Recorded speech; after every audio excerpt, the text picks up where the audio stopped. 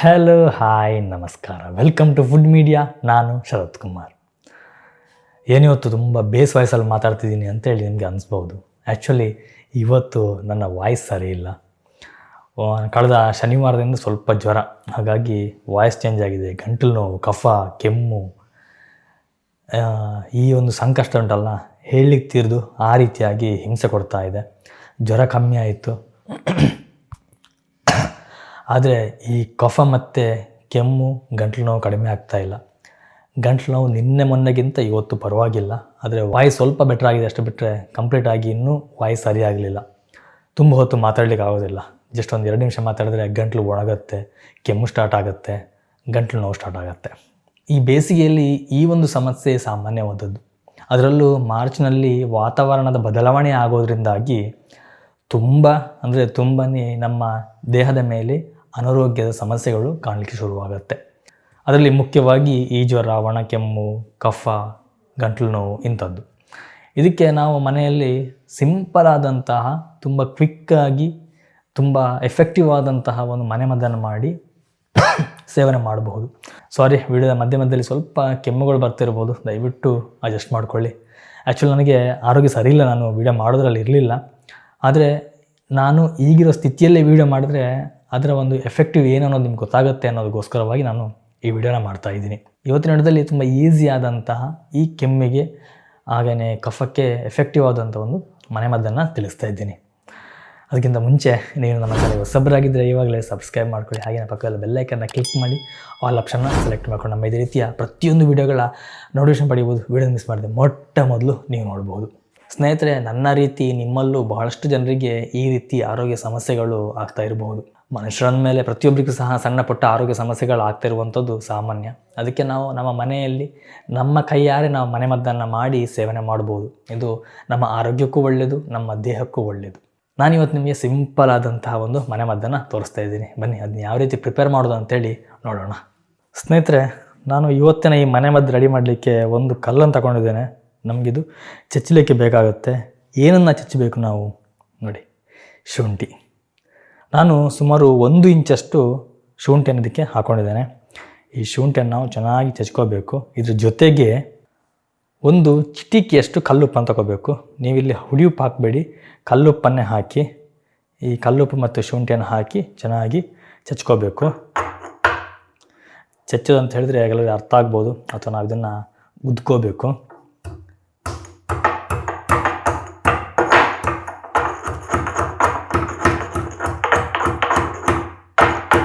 ನೀವು ಇದನ್ನು ತುಂಬ ಏನು ಗುದ್ಕೋಬೇಕಂತಿಲ್ಲ, ಸ್ವಲ್ಪ ಗುದ್ದಿದ್ರೆ ಸಾಕಾಗುತ್ತೆ.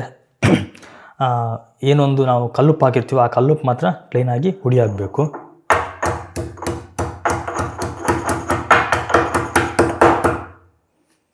ನೋಡಿ, ನಾನೀಗ ಇಷ್ಟು ಸಣ್ಣ ಆಗುವಷ್ಟು ನಾನು ಇದನ್ನು ಜಜ್ಕೊಂಡಿದ್ದೇನೆ. ಇಷ್ಟು ಜಜ್ಕೊಂಡ್ರೆ ಸಾಕಾಗುತ್ತೆ. ಈ ಜಜ್ಕೊಂಡಿರುವಂಥ ಶುಂಠಿಯಿಂದ ನಾವೀಗ ರಸವನ್ನು ತೆಗಿಬೇಕು. ಅದಕ್ಕೆ ಒಂದು ಸಣ್ಣ ಬೌಲ್ ತಗೊಂಡಿದ್ದೇನೆ. ರಸವನ್ನು ಕ್ಲೀನಾಗಿ ತೆಗಿಬೇಕು.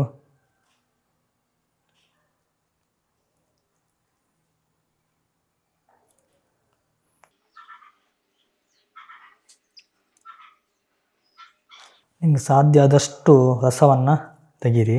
ನೋಡಿ, ಇದರಲ್ಲಿ ಸುಮಾರು 1 ಟೀ ಸ್ಪೂನಷ್ಟು ಶುಂಠಿಯ ರಸ ಇದೆ. ನೀವು ಆದಷ್ಟು ಫ್ರೆಶ್ ಆಗಿರೋ ಶುಂಠಿ ತಗೊಳ್ಳಿ. ಫ್ರೆಶ್ ಆಗಿ ಶುಂಠಿ ತಗೊಂಡ್ರೆ ನಿಮಗೆ ರಸ ತುಂಬ ಚೆನ್ನಾಗಿ ಬರುತ್ತೆ, ಇಲ್ಲಾಂದರೆ ರಸ ತುಂಬ ಕಡಿಮೆ ಬರುತ್ತೆ. ಶುಂಠಿ ರಸ, ಇದಕ್ಕೆ ನಾನು ಸುಮಾರು ಒಂದು 1/4 ಟೀ ಸ್ಪೂನಷ್ಟು ಜೇನುತುಪ್ಪವನ್ನು ಹಾಕ್ಕೊಳ್ತಿದ್ದೇನೆ. ಇಷ್ಟು ಸಾಕು, ಸ್ವಲ್ಪ ಸಾಕು, ನಿಮಗೆ ಹೆಚ್ಚು ಬೇಕಾಗಿಲ್ಲ. ಇವಾಗ ಇದನ್ನು ನೀವು ಚೆನ್ನಾಗಿ ಮಿಕ್ಸ್ ಮಾಡಿಕೊಳ್ಳಿ. ನಾನು ಆದಷ್ಟು ಕೈಯಲ್ಲೇ ಮಾಡ್ತಿದ್ದೀನಿ, ಯಾಕಂತಂದರೆ ಕ್ಲೀನಾಗಿ ಮಿಕ್ಸ್ ಆಗುತ್ತೆ. ಅದು ಅಲ್ಲದೆ ನಾನೇ ಕುಡಿಯೋದು, ನನ್ನ ಕೈ ಹಾಕಿ ನಾನೇ ಮಾಡಿರುವಂಥದ್ದು, ನಾನೇ ಕುಡಿಯುವಂಥದ್ದು. ಹಾಗಾಗಿ ಆದಷ್ಟು ನೀವೇ ಕೈಯಲ್ಲೇ ಮಿಕ್ಸ್ ಮಾಡೋದು ಒಳ್ಳೆಯದು, ಸ್ಪೂನೆಲ್ಲ ಹಾಕಿ ಮಾಡೋದಕ್ಕಿಂತ. ಸ್ಪೂನ್ ಹಾಕಿದರೆ ನಿಮ್ಗೆ ಸರಿಯಾಗಿ ಮಿಕ್ಸ್ ಆಗೋದಿಲ್ಲ ಅಂತ ಹೇಳಿ, ನಿಮಗಿಲ್ಲ ಕೈಯಲ್ಲಿ ಹಾಕಿದಾಗ ಸ್ವಲ್ಪ ಅಸಹ್ಯ ಅಂತ ಅನಿಸುತ್ತೆ ಅನ್ನೋದಾದರೆ ನೀವು ಸ್ಪೂನನ್ನು ಯೂಸ್ ಮಾಡ್ಬೋದು. ನೋಡಿ, ನನಗೆ ಸ್ಪೂನಿಗೆ ಹಾಕ್ಕೊಳ್ತಿದ್ದೇನೆ. ಸುಮಾರು 1 ಟೀ ಸ್ಪೂನಷ್ಟು ಆಗುತ್ತೆ. ನೋಡಿ, ಇದು ಆ್ಯಕ್ಚುಲಿ ಸ್ವಲ್ಪ ಸ್ಪೂನ್ ದೊಡ್ಡದಿದೆ, ಹಾಗಾಗಿ ನಮಗೆ ಮುಕ್ಕಾಲು ಅಂತ ಅಷ್ಟು ಕಾಣುತ್ತೆ. ಬಟ್ 1 ಟೀ ಸ್ಪೂನಷ್ಟು ಇದಾಗಿದೆ. ನನಗೆ ಇಷ್ಟ ಆದರೆ ಸಾಕು. ಸ್ನೇಹಿತರೆ, ಇಷ್ಟ ಆದರೆ ನಮ್ಮ ಈ ಶುಂಠಿಯ ಒಂದು ಮನೆಮದ್ದು ರೆಡಿ ಆಯಿತು. ಇನ್ನಿದನ್ನು ನಾನು ಸೇವನೆ ಮಾಡ್ಬೋದು.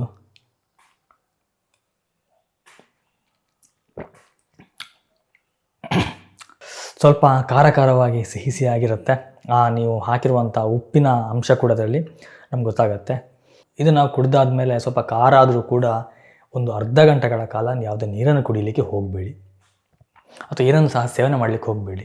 ನಾವು ಏನನ್ನು ಸೇವನೆ ಮಾಡದೆ ನಮ್ಮ ಗಂಟಲಿಗೆ ಸ್ವಲ್ಪ ನಾವು ರೆಸ್ಟ್ ಕೊಡೋದ್ರಿಂದ ಕ್ಲೀನಾಗಿ ನಮ್ಮ ಗಂಟಲಿರುವಂತಹ ಈ ಗಂಟಲಿನ ಕಿರಿಕಿರಿಗೆ ಕಾರಣ ಆದಂಥ ಕೆಲವೊಂದು ಬ್ಯಾಕ್ಟೀರಿಯಾಗಳಿರುತ್ತೆ, ಅವೆಲ್ಲದೂ ನಾಶವಾಗಿ ನಮ್ಮ ಗಂಟಲು ಸ್ವಲ್ಪ ಕ್ಲೀನ್ ಆಗುತ್ತೆ. ಇದು ನಿಮಗೆ ಒಂದೇ ಸಲ ತಗೊಂಡ್ರು ಕೂಡಲೇ ಗುಣ ಆಗುತ್ತೆ ಅಂತ ನಾನು ಹೇಳೋದಿಲ್ಲ. ನೀವು ದಿನದಲ್ಲಿ 2 ಸಲ ತಗೊಳ್ಳಿ. ಒಂದು ಬೆಳಿಗ್ಗೆ, ಇನ್ನೊಂದು ಊಟ ಆಗಿ ನೀವು ಮಲಗುವ ಸಮಯದಲ್ಲಿ 2 ಹೊತ್ತು ಸೇವನೆ ಮಾಡಿ. ಸುಮಾರು 3-4 ದಿನ ಸೇವನೆ ಮಾಡಿ, ಏನೂ ತೊಂದರೆ ಇಲ್ಲ. ನಾನಿವಾಗ ಮೊನ್ನೆಯಿಂದ ಸೇವನೆ ಮಾಡ್ತಾ ಇದ್ದೀನಿ, ತೊಂದರೆ ಇಲ್ಲ. ತುಂಬ ನನಗೆ ಪರಿಣಾಮಕಾರಿಯಾದಂಥ ಫಲಿತಾಂಶವನ್ನು ಕೊಟ್ಟಿದೆ. ಹಾಗಂತ ನಾನು ಮಾತ್ರೆ ತಿನ್ನಲಿಲ್ಲ ಅಂತಲ್ಲ, ನಾನು ಹಾಸ್ಪಿಟ್ಲಿಗೆ ಹೋಗಿದ್ದೀನಿ. ಯಾಕಂದರೆ ಜ್ವರ ಬಂದಾಗ ನಾವು ಮನೆಮದ್ದು ಮಾಡ್ತೀವಿ ನಿಜ, ಕಡಿಮೆ ಆಗುತ್ತೆ ಅನ್ನೋದು ನಿಜ. ಕೆಲವೊಮ್ಮೆ ನಾವು ಡಾಕ್ಟ್ರನ ಸಲಹೆ ಪಡಿಬೇಕಾಗತ್ತೆ. ಯಾಕೆ ಅಂತಂದರೆ ನಮಗೆ ಬಂದಿರುವಂಥ ಫೀವರ್ ಯಾವುದು ಅಥವಾ ಯಾವ ಕಾರಣಕ್ಕೆ ಬಂದಿದೆ ಅಂತ ಹೇಳಿ ನಮ್ಗೆ ಗೊತ್ತಾಗೋದಿಲ್ಲ. ಹಾಗಾಗಿ ನಾವು ಕೆಲವೊಂದು ಟೆಸ್ಟ್ಗಳನ್ನ ಮಾಡಿ ಆ ನಂತರ ನಾವು ಇದನ್ನು ಹೆಚ್ಚಾಗಿ ನಿಮಗೆ ವೈರಲ್ ಫೀವರ್ ಅಂತ ಅನಿಸಿದ್ರೆ ನಿಮಗೆ ಈ ಮನೆಮದ್ದುಗಳು ವರ್ಕೌಟ್ ಆಗುತ್ತೆ.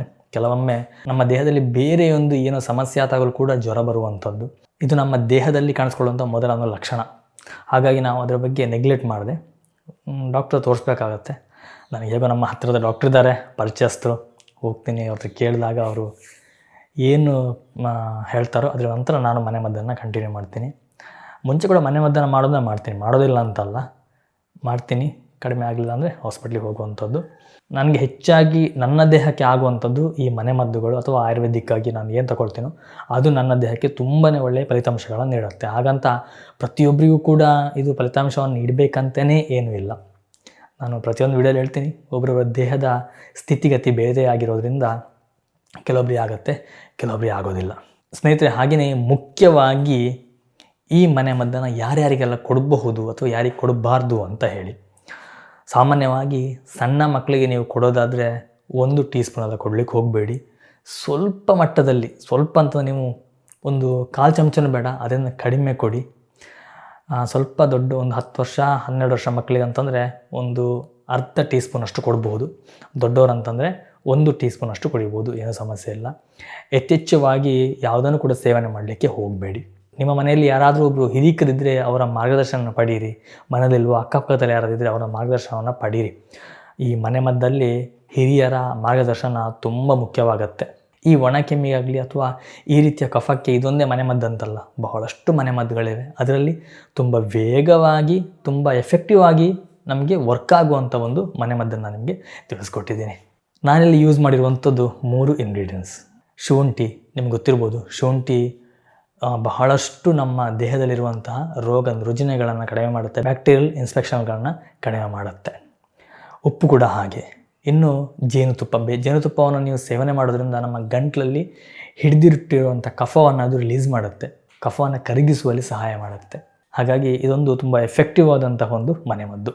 ಎನಿವೇ ಸ್ನೇಹಿತರೆ, ಈ ಒಂದು ಮನೆಮದ್ದು ನಿಮಗೆ ಇಷ್ಟ ಆಗಿದೆ ಅಂತ ಅಂದ್ಕೊಳ್ತೀನಿ. ಇಷ್ಟ ಆಗಿದ್ದರೆ ಒಂದು ಲೈಕ್ ಕೊಡಿ. ಹಾಗೆಯೇ ನಿಮ್ಮ ಫ್ರೆಂಡ್ಸ್ ಆ್ಯಂಡ್ ಫ್ಯಾಮಿಲಿ ಜೊತೆ ಶೇರ್ ಮಾಡಿ. ನಿಮ್ಮ ಒಂದು ಶೇರು ಎಲ್ಲೋ ಒಂದು 10 ಜನಕ್ಕೆ ಉಪಯೋಗ ಆಗ್ಬೋದು. ಎನಿವೇ ಸ್ನೇಹಿತರೆ, ನಾನು ನಿಮಗೆ ಮುಂದಿನ ಒಂದು ವಿಡಿಯೋದಲ್ಲಿ ಸಿಗ್ತೀನಿ, ಒಂದೊಳ್ಳೆ ರೆಸಿಪಿ, ಒಂದೊಳ್ಳೆ ಗಿಡಮೂಲಿಕೆ ಅಥವಾ ಒಂದು ಒಳ್ಳೆಯ ಇನ್ಫಾರ್ಮೇಷನ್ ಜೊತೆ. Thank you. ಬಾಯ್. ನಮಸ್ಕಾರ.